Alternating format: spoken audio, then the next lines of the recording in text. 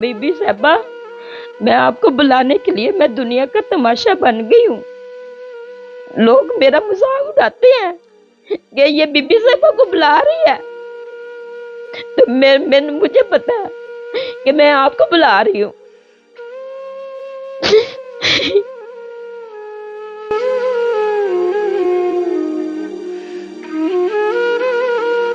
हालात ऐसे हो गए कि खाने को खाने के लाले पड़े थे। हुकूमत से क्या मांग क्या लिया है। मैं इस पाकिस्तान की एक माँ हूँ, मैं एक मजलूम बीबी हूँ।